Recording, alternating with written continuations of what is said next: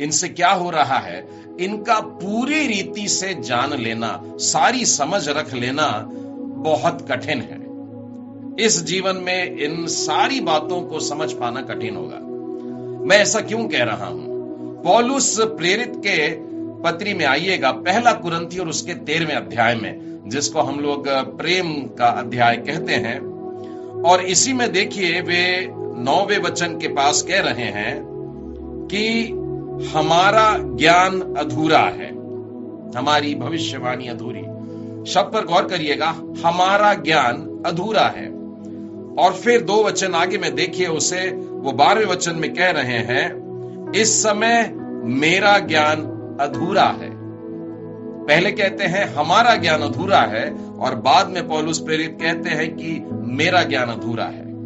किसी व्यक्ति के लिए यह बात कह देना बड़ा आसान होता है कि हमारे में कमी है।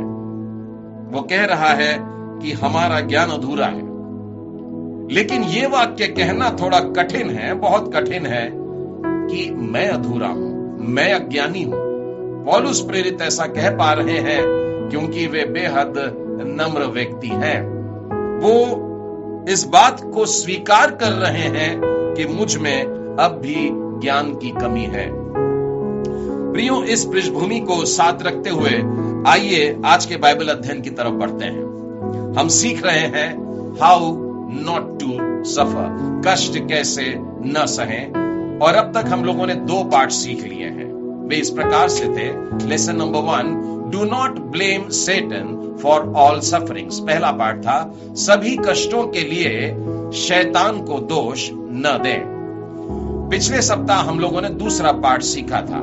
Lesson number 2 was, do not be rash with your mouth. अपने बोलने में उतावली ना करें। Today we will move on to lesson number 3. आज हम लोग तीसरे पाठ की ओर बढ़ते हैं। How not to suffer. कष्ट कैसे न सहें। Lesson number 3, do not think your problem is unique. यह न समझें कि आपकी समस्या दूसरों से एकदम भिन्न है। मैं इसे फिर कहता हूं, हाउ नॉट टू सफर, कष्ट कैसे न सहें। Lesson number 3, do not think your problem is unique. तीसरा पाठ, यह न समझें कि आपकी समस्या दूसरों से भिन्न है। दूसरे शब्दों में, आप यह न सोचें कि संसार में आप अकेले पीड़ित व्यक्ति हैं। दूसरे लोग सब मजा कर रहे हैं, लेकिन मैं जो हूं वो बड़े दुखों से गुजर रहा हूं, ऐसा विचार न रखें। आत्मदया से हम केवल अपनी पीड़ा को बढ़ाते हैं, और ऐसा करने से होता यह है कि हम में निराशा और विषाद बढ़ने लगता है। अब यह समझने के लिए कि हमारी समस्या अद्वितीय नहीं है, हमारी एक गलत सोच को निकाल कर दूर करना होगा। प्रियो, संसार में यह सर्वत्र माना जाता है कि आशीर्वाद और सुख भले लोगों को मिलते हैं, और पीड़ा और दुख बुरे लोगों का भाग होता है। मैं इसे फिर कह रहा हूं कि आशीर्वाद और सुख को लोग समझते हैं कि अच्छे लोगों के जीवन में आते हैं सुख, और ये समझते हैं कि जो बुरे लोग होते हैं उनके जीवन में तकलीफें आती हैं। प्रियो, लेकिन एक बात को याद रखें कि यह सोच, यह विचार बाइबल की शिक्षा से विपरीत है। मैं आपको फिलिपियों की पत्री और उसके पहले अध्याय के 29वें वचन को फिर बताना चाहूंगा। इसे मैंने आपको पहले पाठ के समय भी बताया था। मसीह के कारण तुम पर यह अनुग्रह हुआ है कि न केवल उस पर विश्वास करो, पर उसके लिए दुख भी उठाओ।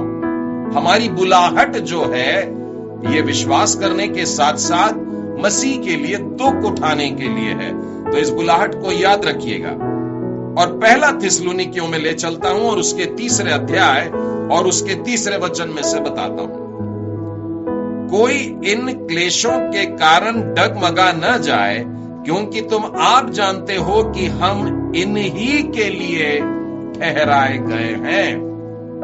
पहला वाक्य आपने देखा था कि बुलाहट जो है तो वो कष्ट सहने के लिए है, और अब लिखा है ठहराए गए हो, मानो हमारी नियुक्ति ही हुई है कि हम कष्ट में से आगे बढ़ें।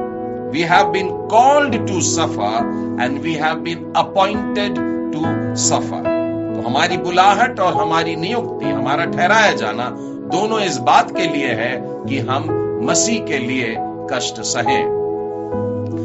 प्रियो, इस कष्ट से हम भाग नहीं सकते हैं। प्रत्येक विश्वासी के जीवन में यह क्लेश आते हैं और इनसे होकर के ही हम परमेश्वर के राज्य में प्रवेश करते हैं।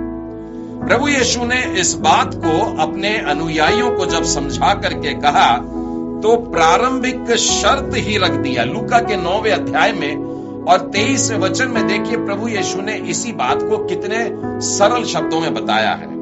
लिखा है, उसने सबसे कहा, यदि कोई मेरे पीछे आना चाहे तो। अब देखिए उसकी जो शर्त है वो बता रहा है, अपने आप से इनकार करे और प्रतिदिन अपना क्रूस उठाए हुए मेरे पीछे हो ले।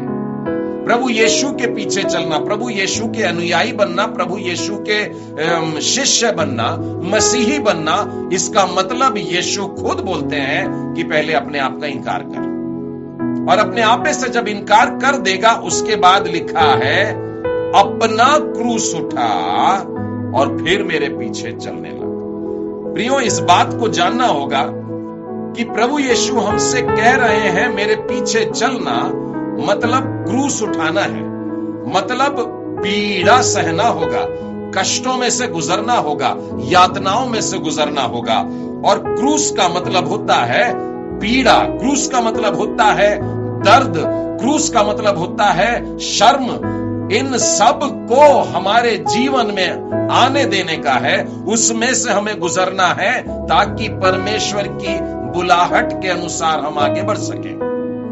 एक बात और ध्यान देने योग्य है कि यीशु ने यह नहीं कहा कि मेरा क्रूस उठा लो। यीशु ने अपने दुख और अपने क्लेशों को हमारे कंधों पर नहीं डाला, परंतु कहता है अपना क्रूस उठा करके चलना होगा। आपसे कहता है, मेरे से कहता है, आपसे और आपसे हर एक को अपना अपना क्रूस उठाना होगा, अपनी अपनी पीड़ा सहना होगा, अपने अपने क्लेश से गुजरना होगा। और ये सब भिन्न भिन्न भिन्न हो सकते हैं। अलग अलग मनुष्य अलग अलग परिस्थितियों से होकर के गुजरते हैं। यीशु कह रहा है अपना क्रूस उठाना होगा, हमें अपना व्यक्तिगत अपना क्रूस उठाना होगा। इसलिए प्रियो, यह बात मान करके चलिए कि केवल आप पर पीड़ा नहीं है। बाइबल कहती है आपका जो संगी विश्वासी है, आपका जो भाई है, आपकी जो बहन है, वो भी पीड़ाओं को लेकर के चल रही है, क्योंकि यीशु के पीछे जो चलने लगा वो अपना क्रूस उठा के चल रहा है, अपने क्लेश को लेकर चल रहा है, अपनी पीड़ाओं के साथ चल रहा है, दर्द और दुख में लेकर के चल रहा है, अपने शर्म को उठा करके चल रहा है। ऐसे करते करते कष्ट सहते सहते आगे बढ़ रहे हैं सब के सब। इसीलिए आज का पाठ हमसे यही कह रहा है कि यह ना समझे कि आपकी समस्या दूसरों से एकदम भिन्न है। प्रियो, इसीलिए कि कोई सी भी पीड़ा इस संसार में हमको अचरज में न डाल दे। मेरे साथ में आप निकालिएगा पतरस प्रेरित की पहली पत्री और उसका 4था अध्याय और उसके 12वें वचन में देखिए क्या लिखा है। हे प्रियो, जो दुख रूपी अग्नि तुम्हारे परखने के लिए तुम में भड़की है, इससे यह समझकर अचंभा न करो कि कोई अनोखी बात तुम पर बीत रही है। प्रेरित गण हमको स्पष्ट बता दे रहे हैं कि पीड़ाओं से गुजरना होगा, वरन यहां पर तो लिखा है अग्नि जो भड़काई गई है, यानी कि बड़ा क्लेश, बड़ी तकलीफ का समय होगा, लेकिन ये हमारे परखे जाने के लिए है और परखे जाकर के हम निखर के आते हैं, बढ़ते हैं, हमारी उन्नति होती है। इसके लिए प्रेरित कह रहे हैं कि अचंभा मत करना कि कोई अनोखी बात हो रही है। पहले से हमको इस प्रकार से बता करके दे रहा है। मैं पहला पत्रस उसके 5वें अध्याय के 9वें वचन में से भी यही बात जहां और स्पष्ट कर रहे हैं, वो विश्वास में दृढ़ होकर और यह जानकर उसका सामना करो कि तुम्हारे भाई जो संसार में है ऐसे ही दुख सह रहे हैं। मैं भी दुख सहता हूं, लेकिन बाइबल कहती है हमारे साथ जितने भी विश्वासी लोग परमेश्वर के राज्य में बढ़ रहे हैं, वे सब भी ऐसे ही दुख सह रहे हैं। प्रियो, सब विश्वासी जन पीड़ाओं में से गुजर रहे हैं। मैं एक और वचन बाइबल से बताना चाहूंगा, पहला थिस्सलुनीकियों उसका 2 अध्याय और उसके 14वें और 15वें वचन में यहां पर यूं लिखा है, इसलिए तुम हे भाइयों परमेश्वर की उन कलीसियाओं के सी चाल चलने लगे जो यहूदिया में मसीह यीशु में है, क्योंकि तुमने भी अपने लोगों से वैसा ही दुख पाया जैसा उन्होंने यहूदियों से पाया था। यहां पर पौलुस प्रेरित थिस्सलुनीके की कलीसिया को